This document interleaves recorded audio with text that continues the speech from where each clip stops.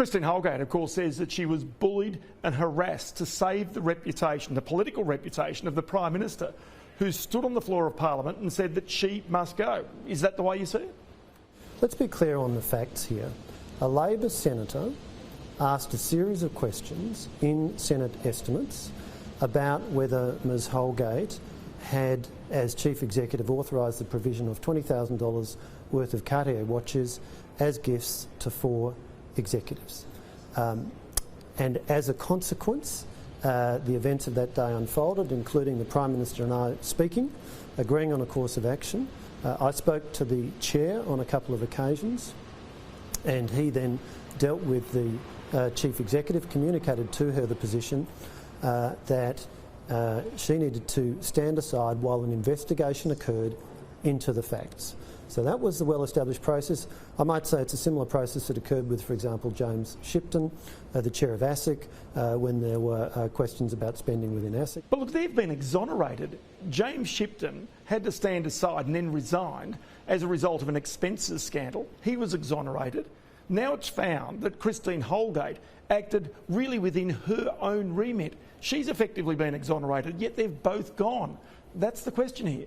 Well, let me pick you up on something there, Ross. It is not correct to say that the report provided by the Secretaries of the Department of Finance and Infrastructure, the 2 shareholder ministers' departments, and informed by a detailed report commissioned from Maddocks, the well-respected law firm. It's not correct to say that didn't find issues. In fact, it found serious issues. It found very specifically that the awarding of $20,000 worth of watches, of luxury watches, was inconsistent with the Public Governance, Performance and Accountability Act. Would have it been better if she'd given Seiko watches, Casio watches, something cheaper than a Cartier watch? Let's focus on what did happen and what the inquiry found, because there's been a lot of rewriting of history over the last 24 hours. There was a full inquiry and it found that behaviour was inconsistent with the Act which governs public spending of public money. It found this was public money, this was taxpayers' money. That's a very important point. It found that there was no policy within Australia Post which would have authorised the giving of such watches. It found that the board had not signed off on it, and the chair of at the time advised that he was not aware of it and had not approved. Would she still be in her job today had she not given the watches but given cash? Because the fact is she had, under her authority, the ability to award up to $150,000 in bonuses.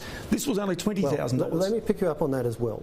There was a $150,000 authority limit on her credit card, the Chief Executive's credit card. That is not the same as saying that she is authorised to go and spend $150,000 on whatever she wants. The key point is there need to be documented processes in relation to remuneration that are approved by a board. Which she claims was approved by the past chairman, John Stanhope, who was there clearly before the current chairman was in place, who took umbrage at this. And our government had that investigated. The Maddocks report says that the previous chairman did not authorise it. So we have the benefit of that advice. But again, I make the point, the government did not dismiss Ms Holgate. Australia Post Board did not dismiss Ms Holgate. She was asked to stand aside during the course of an investigation, and on the 2nd of November she informed the board that she was resigning, and she put out a public statement to that effect. I want to just take you to another area that you're the minister for, and that's NBN Co. Late last year, NBN Co handed out $77 million worth of bonuses to its executives. So on one hand, we've got $20,000 worth of watches. On the other hand, $77 million worth of bonuses. Like, the balance isn't quite there. Because it's very important that there be a process, and that where money is being paid, remuneration is being paid, including incentive payments, at-risk remuneration, that it's done in accordance with documented procedures. Now, both NBN and Australia Post have procedures in relation to the payment of at-risk remuneration. I might add, NBN was set up as a government business enterprise by Labor, including with arrangements for the provision of at-risk remuneration There's been a lot of revisionism by Labor on this, and they seem to have completely reversed their position on whether or not they think Ms Holgate should have been awarding these watches. But this was all largely about the pub test, and the pub test of $77 million worth of $20,000 worth of watches. The chief executive's gone there, the chief executive celebrated over here. This is where the balance, in my opinion, seems a little out from that pub test. What it was about was a political hit job carried out by Labor Senator Kitching, who asked this question in estimates. There were other ways to handle it if she had that information and she wanted to raise it with a view to resolving it rather than achieving a political hit.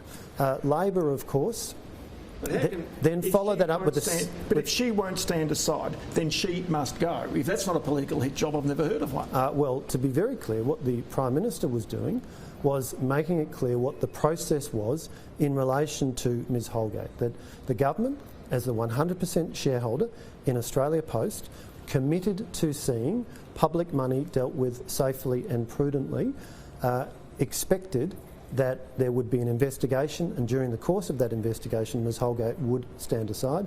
So the Prime Minister was clear on that.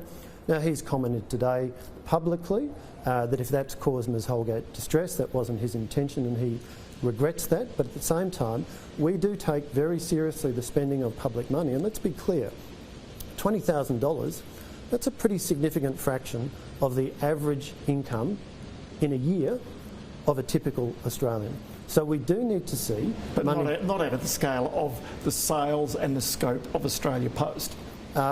Regardless of the scale of the organisation, we want to see money being dealt with carefully and appropriately, and that means in accordance with the documented procedures of the organisation, and it must be consistent with the Public Governance, Performance and Accountability Act.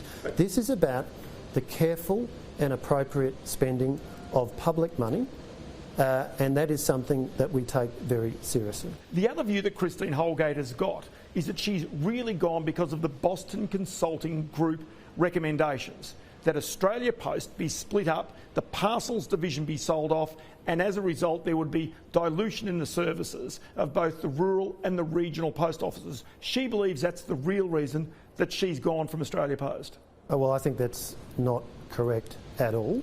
Let's be clear first of all. Australia Post is a government business enterprise, 100% owned by the government. That will not change. That's our policy. It's always been our policy.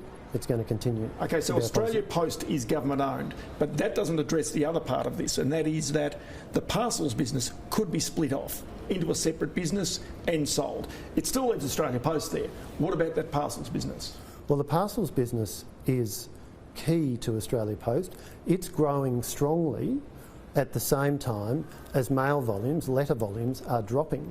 And indeed, last year, over the period March to December, parcel volumes were 44% higher than the corresponding period in the previous year, driven significantly by the pandemic, people staying home, people ordering goods online, and those then being delivered by Australia Post parcel. Okay, so that actually almost justifies Christine Holgate's point that it should be an integrated business, but BCG recommended that it should be split off according to her. So what you're saying to me is that parcel business for sale, is it going to be split off and sold under this government, future governments, do you believe? The parcel business is a key part of Australia Post. But is it for sale? No. Will it be sold under this government? That is not our intention, no. That is not your intention? No. And so as a result, what Christine Holgate fears is that she lost her job because she opposed those recommendations from BCG? No, I think that is not at all an accurate characterisation of what's happened. Look, can I say, I understand this has been a very difficult process for Christine Holgate. I worked closely with her for a year and a half. As she said, we would meet quite regularly, speak quite regularly. She was a very passionate and committed executive, and as Lucio Di Bartolomeo, the chair of Australia Post, has said, she was an effective chair of Australia Post. So I understand this has been a very difficult process for her, and naturally, when you look at somebody going through that, you wish that that didn't have to happen.